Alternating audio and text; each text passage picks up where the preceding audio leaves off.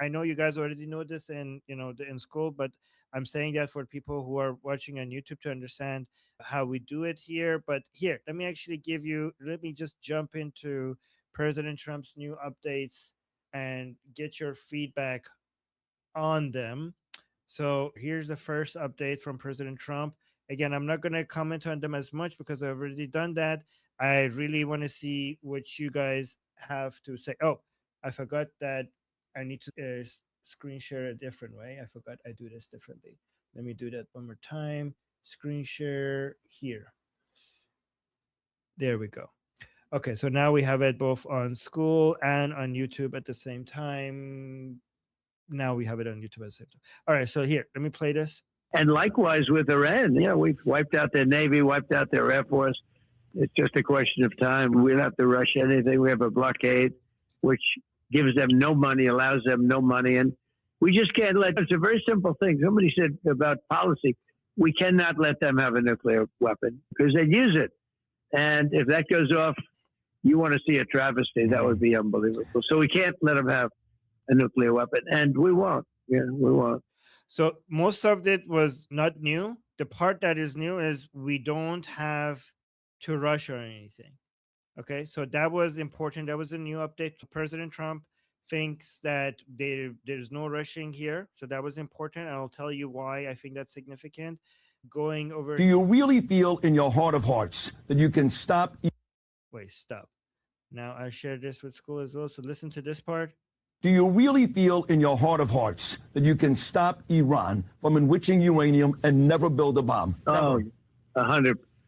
Okay. They're going to stop.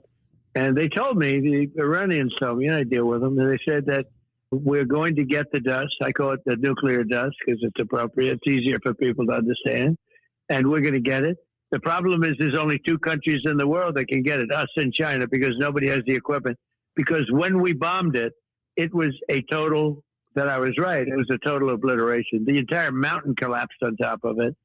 And they said, the Iranians told me, they said, nope, it'll be yours. But then they changed their mind. But they did say, because they demeaned the B-2 bombers, those guys, every shot hit. Then we sent in Tomahawks from a submarine, they all hit. But every shot hit. And they demeaned the B-2 bombers when CNN starts saying, maybe it wasn't that bad. Iran told me that it was so devastating that no country in the world other than us, and they said China, would be able to, has the machinery to be able to get that. All right, so that's it. Those are the two things I wanted to share. So here's the thing. Right now, what we're dealing with is two economic weapons, one by the Islamic Republic against the world and one by United States against the Islamic Republic. We have the blockade on the Iranian ports by the United States, plus whatever Scott Bessent is doing to try to block the Islamic Republic from getting paid in different ways. We have that.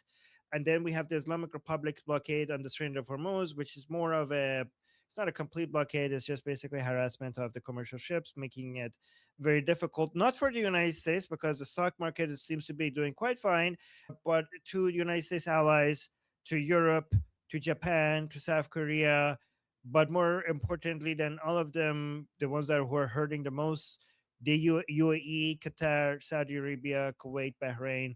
The Islamic Republic is not capable of actually putting economic pressure directly on United States. United States is doing quite fine. So they're trying to put pressure on United States allies, both militarily when it comes to the UAE, but also economically when it comes to the blockade, as a way to try to pressure United States indirectly, to pressure United States allies and get the allies to pressure United States. So the question is, which one is hurting most? Is United States hurting more because of the economic suffering that its allies have to go through, or the Islamic Republic? The answer to that is obvious. The answer to that is the Islamic Republic is suffering more. But then you also have to take into account the pain tolerance. So the Islamic Republic is suffering more, but do they have more pain tolerance because of them being a tyranny, because of them not being accountable to people, and United States being a democracy and relying on allies and all of that? So that accountability to your people and to your allies means the pain threshold for the Americans are lower compared to a tyrannical government that is willing to shoot at its own people and kill tens of thousands of them in just a couple of hours, right? Adjusting for the pain tolerance, then it becomes maybe a little bit closer with regards to who's going to give up first.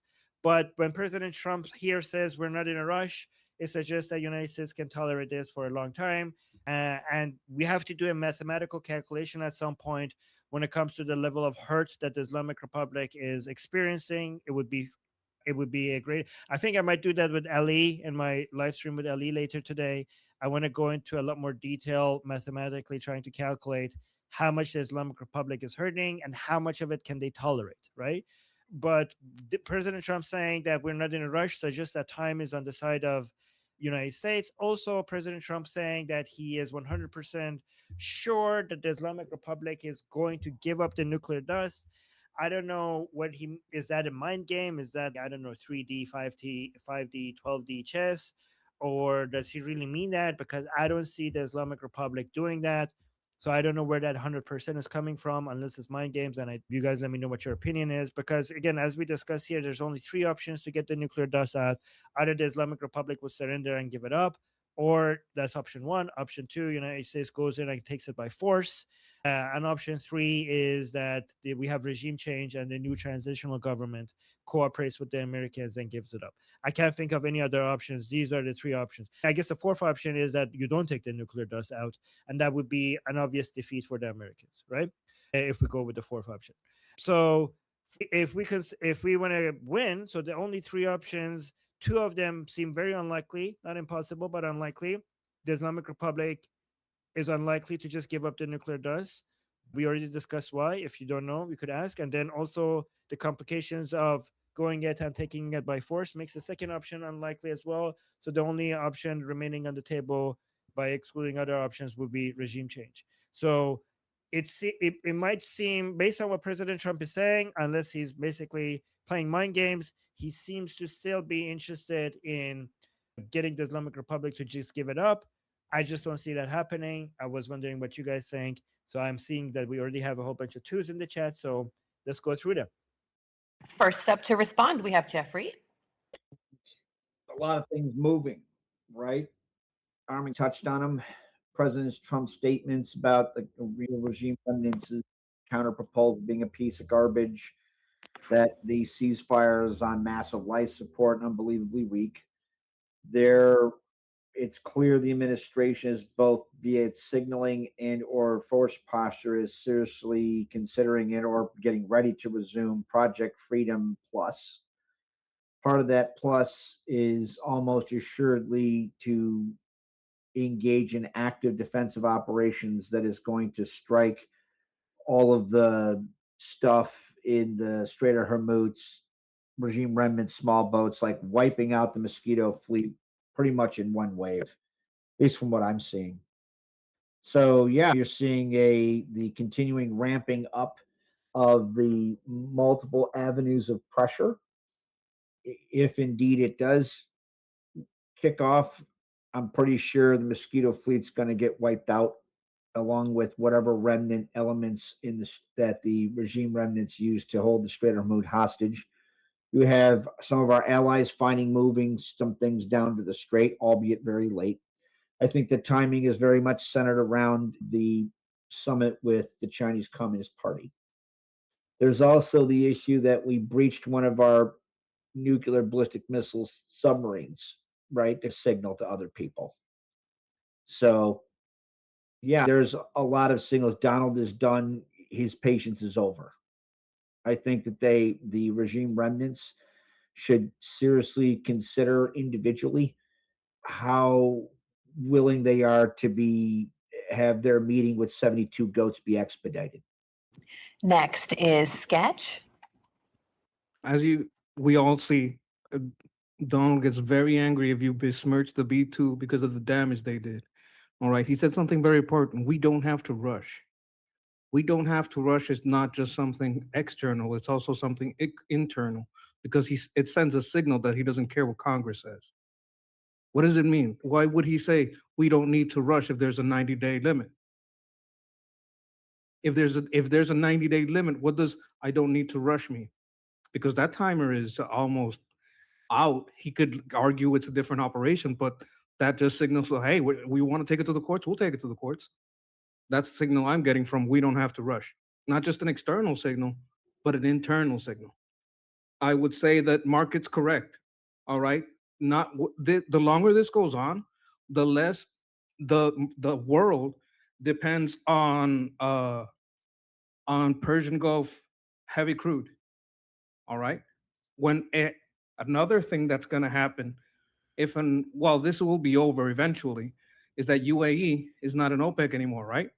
So they produce a lot. They could flood the market. Oil could become very cheap very fast. There's going to be other people just because markets do what markets do. It's like a river. It's going to flow where it can flow. So what may happen is some countries that don't care, they don't have so many tree huggers in their government in power or even in the population, may start trying to process that heavy crude from America and say, hey, I'll process it over here in my country. You don't have to go all the way to America. We'll just bring the crude here, process it here, get the plastic, the textiles, the gasoline, the JP9, all the types of fuel and things you get from this, and we'll do it over here. You may see some people, this may work to get nuclear power going again. Market's correct. I think this was planned for a long time, like a long game, which is why the tariffs, one of the things that were essential in the tariffs, that anyone that didn't want to be tariffed had to move their production to USA. So now we don't need shipping to get that production going because it's already in USA, and it started what was it, like year and a half ago that started immediately when he got in power. So I see the other thing that I want to talk, and I almost don't want to say it out loud, but if we're talking about the dust, one way that they could cooperate, and I don't see how it's possible because of the 32 rogue generals, which I'm sure Armin can explain. There's 32 generals that kind of have standing orders, so that they're like a standalone complex where they can operate based on what they think is right, and they can shoot down any deal that they don't think the central government is being true to the party, right? So that's a problem for them. But they could have an environmental framing. If they say, look, we don't like the USA, but it's going to endanger our aquifers. We don't like the USA, but it's such a catastrophic environmental, disaster that we have to work with them to get this out. That's the only framing that could work, but could it work on the true believers? Not really. They don't care about this earth being contaminated, but because they believe they're going to bring a new earth from Allah or whatever. So that's one way to frame it in the environmental sense, but I don't see it working when you have 32 rogue generals that can shoot down any deal.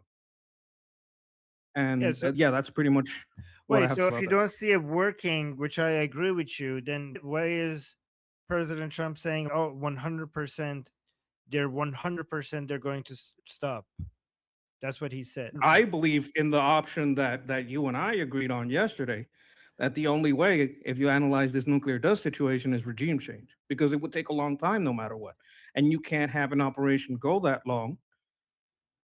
The only way to have a long is cooperation. It's the only way to do it, because it's not going to be like even a month or 2 months. If you went over a paper yesterday where you outlined exactly what it takes to get that stuff out.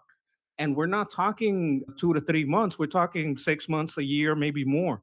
There's no way you can have that during active operation. So the most viable is a regime change. Like, there's already a transitional government in power. And if he's saying it that confidently, maybe there's moves going on in the background we don't talk about that are, this is my best case scenario, like my hopeful man. I'm a hopeful man. That might be one of the reasons that he knows he's going to get it, because moves are happening, and all this talk and all this blah blah blah has just been getting things into position and ready. Okay, two things. One thing I want to clarify is, like, when it comes to the UA leaving OPEC is not going to have any impact on oil prices until this war is over, right? They are completely limited by the oil pipeline that they have, bypassing the Strait of Hormuz right now, which has a maximum capacity of 1.8 million barrels per day. And right now, when prices are up, being a member of OPEC really doesn't do much because everybody is basically pumping at full capacity. It's only when the prices are down that they need to collaborate and basically try to fix the price. Or not only, but usually, right? So right now, this is why the UAE, it was a good time for the UAE to leave OPEC right at the middle of the time, at the time that is like irrelevant. But you are not going to see the impact. UAE cannot put a lot of oil into the markets because it's limited by its oil pipeline, because it cannot get oil out from the Strait of Hormuz, which has a capacity of 24 million barrels per day. So this is a long-term impact on oil prices, which will have eventually will have an impact on oil prices, but not in the short term. If I may We're reply just, super quick, I took that into account. I said it won't affect anything now. When I said market corrections, I meant that in the long term, all of the world markets are going to turn away from that Gulf. So it's going to affect everyone in the long term if they're no longer needed, and no one is adjusting themselves to deal with their messes. Everyone is adjusting away from needing this oil. so also when it comes to the 90-day deadline, I don't know how, can't the executive branch just ignore the deadline? Because there's the hostilities loophole. The administration basically can say that the ceasefire was declared on, that's what they do. I don't think that's a real deadline. The ceasefire was declared on April 7th, and then we have active hostilities have technically ended, and the 60-day clock, which would have expired by May 1st, simply stopped ticking. And then they have the constitutional argument. President Trump has explicitly labeled the War Powers Act resolution unconstitutional, claiming his authority as commander in chief overrides any timer. And then we have the congressional deadlock. While the House is protesting, the Senate remains deadlocked.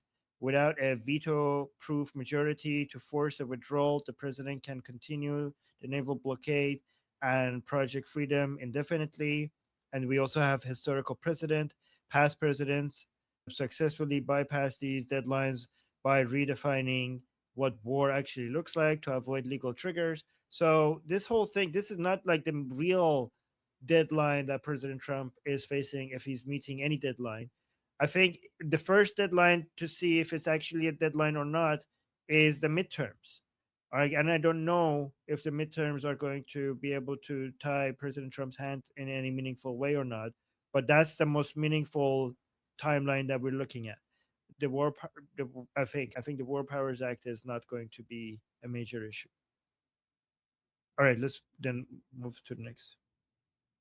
Okay, next we have Jonathan. Jonathan, Can you hear me? yes, we can hear you. Can Go you hear ahead. me? Yes. Okay. My feeling is that the Project Freedom is partly supposed to take away the leverage that the Iranian regime thinks they have, which is controlling the Strait of Hormuz, first of all. And secondly, I think that the bombing is going to start again. I just hope that this time there is going to be a regime change. Wait, sorry, say that last part again. You think it's going to be regime change? You think that I said that I think that the bombing's is about to restart. I think it'll probably be after Trump comes back from his visit to China. And I just hope that this time it will lead to regime change. Okay, so here's the thing: the regime change will eventually happen when with the Iranian people uprising. So bombardments will help with that because it will weaken the regime. But the bombardments themselves will not cause regime change, right? Do you agree with that?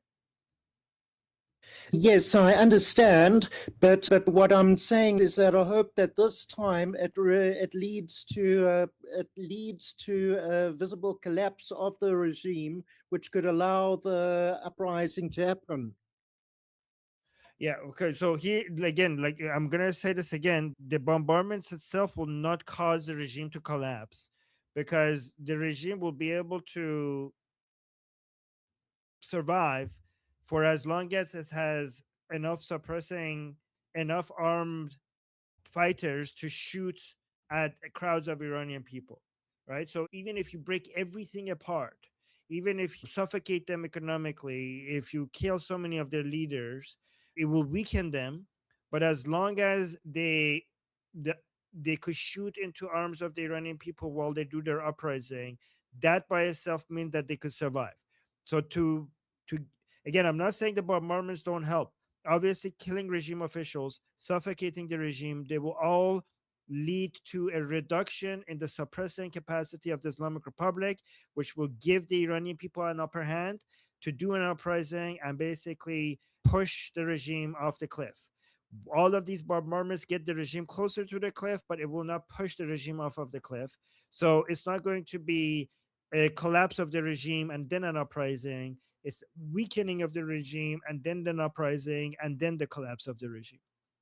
We need the Iranian people. We can't change the regime with just targeted attacks, assassinations, economic blockades. Those are not enough. And the problem is that the money that it takes to, the amount of money that you need to suppress the Iranian people is not that much. So all of this military, all of this economic blockade might really weaken the Islamic Republic, but not to the point where they cannot continue to suppress the Iranian people. And if you want to change that balance, you need to add one thing to this equation, which is arming the Iranian people with weapons. That's the missing part of all of this. Okay, that's the missing part of all of this. And I think that's what you need to change, the balance of power between the Iranian people and the regime. Does that make sense? Okay, I understand. I was just saying that. Yes, please. Okay, I was just saying that I don't want that. I wasn't sure about the getting back to the situation like we have now, where we've just got a different kind of regime. I just hope that if they get rid of all the enough people, then there'd be enough. Then there'd be more infighting and that sort of stuff. Yeah. Okay. Thank you, Jonathan. All right. Next up to respond, we have Miguel. I do want to say, when it comes to Trump's tactics, I don't know if you ever heard the Sun Tzu basically keeps everybody guessing. And the reason for that is because not only he's dealing with China and Iran directly, he's also dealing with American politicians who are captured by Islamists and Chinese. When you look at who's the biggest funders of universities and institutions, 9 out of 10 are Islamic countries. Only in one of them, in the last one is China in second place. Number one is Qatar. So not only he's pretty much fighting an uphill battle, trying to deal with the RGC, which they're a bunch of psychotic hardliners within the military, and of course you have China that's looking for its global ambitions. They also the fact that you have American institutions, colonial political sphere, are pretty much brought and captured by our adversaries. So basically, we are fighting a double battle, not from without, but also from within. So that's why Trump is playing these games with throwing out contradictory statements to basically keep everybody guessing, because he's pretty much staring at the face of our adversaries that pretty much has our politicians in their bag. So, and it's really bad to the point that you can see at the Democratic Party, which they also have a slight minority, thin minority in the House, and they look like they might end up still, I don't know, could be a 50-50 flip when it comes to the House in the midterms. Most of them are pretty much captured by our adversaries, Islamists and Chinese. So they're pretty much out for blood against Trump. And I'm telling you, this has been a big thing. And I've been noticing that for years and how much they have influence in our country.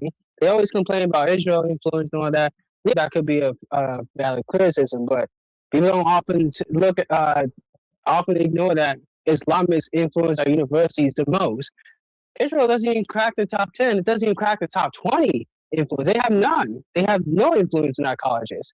It's the Islamists and Chinese have influences in our colleges. And that's how it brings all these psychotic activists that we've been seeing all around. In fact, remember the No Kings riots that we had last year and again earlier this year? Yeah, you know who funds those riots? Nabil Sangam, a multi-millionaire communist who lives in China. He's the one that basically funded all these riots throughout the year that Trump has been in office. So we have pretty much a existential crisis within our own country. That's basically the foreign adversaries are pretty much attacking us from within. Not just they don't even have to fire a single shot to be destructive. And this is what we're dealing with right now. That's why Trump is playing these. He's losing patience. He's playing all these deceptive campaigns. And I honestly, he could pretty much argue with the courts, and the courts might side with him. Who knows? I'm not really sure. When it comes to the military operations, like he has some options, but I tell you this much: he's also a part of the right is also catched by Islam too. Like I've seen like Tucker Carlson, Candace Owens, Mickey Kelly, also pretty much going into the pocket of Islam. That's a bit. That's another problem that Trump is dealing with the right. That's being basically kowtowing to Islam too. Like it's not just the left; it's also the right. So like our enemies list is huge in America, and that's what we're dealing with. Yeah, no, I agree with you, and I think that we need to do at some point. We are going to focus a lot more on the China's because on this channel we need to pay more attention to China and Russia as well. I know we have been focusing a lot on the Islamic Republic, but at some point we need to diversify and talk about the Russian threats and the Chinese threats and all of the different ways that they use to try to infiltrate within the American society and all of the other tactics that they have. And then we will diversify into talking about them as well.